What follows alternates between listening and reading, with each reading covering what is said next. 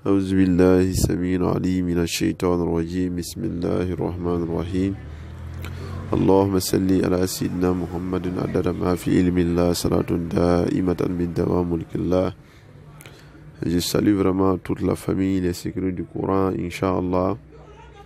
Je m'agenouille devant tous mes grands-mères, je m'agenouille devant tout le monde. Je salue vraiment tous ceux qui sont abonnés sur cette chaîne. Qu'Allah subhanahu wa ta'ala nous bénisse abondamment et pardonne tous nos péchés. Amin ya rabbal alamin. Que je viens ce matin répondre à une question qui m'a été posée par beaucoup de frères et sœurs qui pratiquent les recettes mais ils n'ont pas les résultats. Ils se posent beaucoup de questions. Qu'est-ce qu'ils ont fait?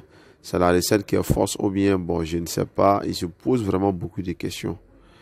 Mes frères et sœurs, nous allons aborder ce sujet ce matin.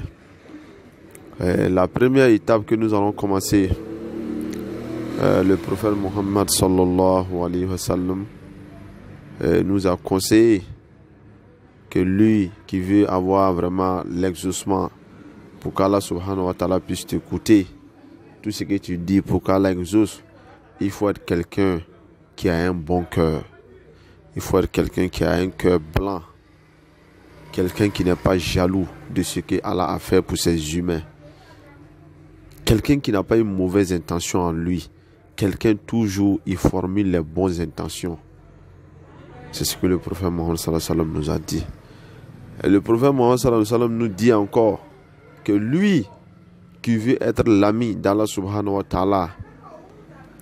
Et les Sahaba se sont posé la question, être ami d'Allah subhanahu wa ta'ala, mais c'est fort. Tout le monde veut l'être. Mon frère, ma soeur, c'est très simple. Le prophète Mohammed sallallahu alayhi wa sallam nous dit que tout être humain doit prier Dieu dès qu'il fait jour, que le soleil sort. Il faut prier Dieu pour faire quelque chose qui va plaire à Allah subhanahu wa ta'ala. Faire quelque chose comment? Tu peux prendre ton argent pour le faire. Tu peux prendre ta force pour le faire. Comment ça se passe? C'est très simple. Il faut être quelqu'un qui donne. Allah aime les gens qui donnent. C'est ça. Allah même s'est dit le nom. Allah Wahhab. Allah dit c'est moi je donne. Donc quand tu deviens l'exemple d'Allah subhanahu wa ta'ala, tu deviens l'ami d'Allah subhanahu wa ta'ala. Regardez, je vous donne une petite histoire rapidement. Mes frères et sœurs, moi j'ai fait la mendicité. Moi qui vous parle actuellement, j'ai fait la mendicité. Mais quand j'étais mendiant, je faisais l'agrib là. Un jour, je suis sorti dans mon lagrib là et j'ai rencontré un vieux. Et le vieux m'a dit, mon fils, tu veux que Allah subhanahu wa ta'ala puisse te bénir à tout moment? J'ai dit oui. Tu veux avoir de l'argent à tout moment? J'ai dit oui. Et il m'a dit non, c'est très simple. J'ai dit mais comment? Que quand tu sors, tu fais la mendicité là, si Allah t'a donné 500 là, enlève 200 francs, va te donner à quelqu'un que toi tu es mieux que lui. J'ai dit mais mon vieux, moi je suis mendiant, moi je n'ai rien. Il dit non, fais-le, tu vas voir la grâce d'Allah subhanahu wa ta'ala. Et ce jour, quand j'étais sorti, j'ai eu 500 francs. Et avant de rentrer à la maison, j'ai enlevé 200 francs, aidé. Lui que moi, je suis mieux que lui. Et je partais mon temps à aller donner aux hommes de Dieu, des gens que Dieu aime. Et quand je gagnais un peu, je partais les donner. Mais je vous assure, le jour quand j'ai donné les 200 francs, quand je suis sorti le lendemain, Allah m'a multiplié ça en 2000 francs. Un mendiant qui a 2000, mais c'est trop. À ce moment, quand j'ai eu les 2000 là, je suis rentré à la maison, j'ai enlevé 1500 donnés à mon maître. Et quand je suis sorti sur le lendemain, Dieu m'a donné 5000 francs. Mes frères et sœurs, c'est pour nous dire, Allah ne ment pas. Enlever l'argent, aider ses prochains, aider, contribuer au bienfait d'Allah subhanahu wa ta'ala ne finit jamais l'argent. Tout ce qui finit l'argent, c'est l'adultère, des bêtises qu'on fait, aller faire du mal. C'est ça qui finit notre argent. Sinon, je vous assure, là, enlever l'argent dans le chemin d'Allah subhanahu wa ta'ala ne finit jamais. Ça ne fait que t'augmenter. Mais aujourd'hui, on se dit quoi? Que je préfère avoir la main serrée. Quand on est avare, regardez la conséquence. Allah ne te dit rien. Allah amène des grands problèmes sur toi. Et l'argent que tu gagnes, tu te dis tu es malin, que tu vas la garder, tu pars le stocker. Mon frère, un jour, un bon matin, un grand problème vient tomber sur toi. Et cet argent, tu le dépenses inutilement comme ça. et tu ne sais même pas ce que tu as fait à Allah subhanahu wa ta'ala. Donc c'est pour ça que le prophète Mohammed sallallahu alayhi wa sallam nous dit, pour mettre la baraka dans notre argent, il faut aimer donner.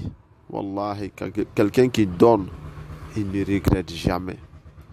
Et pour dire à mes frères et sœurs, les recettes que vous gagnez là, cherchez la baraka de ces recettes là. La baraka là, Allah ne donne pas la baraka à quelqu'un. Non, c'est toi-même qui vas chercher la baraka. Posez-vous la question, pourquoi on est allé voir des maîtres, on a travaillé pendant des années, dépenser notre argent pour avoir des recettes. Pourquoi on fait cela? Les gens oublient une chose, les recettes là ne marchent pas comme ça. Les recettes marchent avec la baraka, c'est deux mains qui se lavent. On n'a pas dit que tu as eu la recette facilement, mais c'est à toi maintenant de chercher la baraka de cette recette. Moi qui vous parle, quand moi je gagne une recette d'un maître, que la recette que je l'ai pratiquée, et j'ai vu le résultat, je vais faire tout mon possible, quel que soit où le maître là est. Ce que j'ai là, je vais faire pour lui, pour le satisfaire. Même si ce n'est pas beaucoup, Allah voit mon intention envers lui. Pour que ce maître là puisse me dire, mon élève, qu'Allah te bénisse, qu'Allah mette la baraka. Vous savez, la bouche de l'être humain est tellement puissante qu'Allah a mis la baraka là-dedans. Il ne t'a pas demandé de l'argent, c'est vrai. Mais toi-même, montre ton intention. Je vous dis, un jour, nous sommes allés prendre un médicament chez un vieux. On est revenu à la maison. Et mon papa m'a demandé, est-ce que vous avez remis quelque chose au vieux là? Moi, j'ai dit non. Il dit, repartez là-bas. Allez-y lui donner quelque chose pour avoir la baraka de ce que vous allez faire là. Et nous sommes repartis.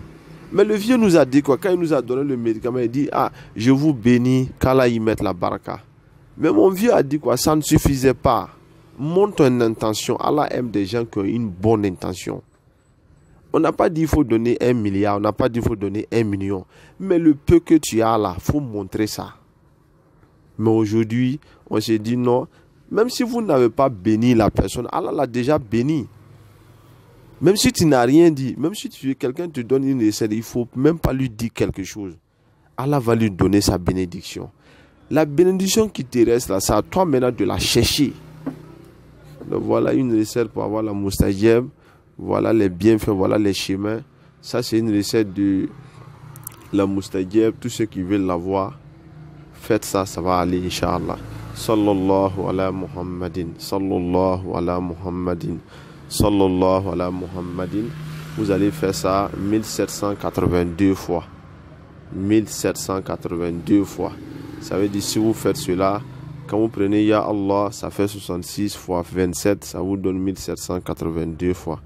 C'est très très bon pour avoir la moustajeb, pour avoir l'exaucement dans tous ces vœux, dans tout ce que vous invoquez à Allah subhanahu wa ta'ala. C'est ce que j'avais à répondre à mes frères et sœurs ce matin. Prenez conscience de ce que j'ai dit et mettez-la en pratique, vous allez voir un grand changement en vous.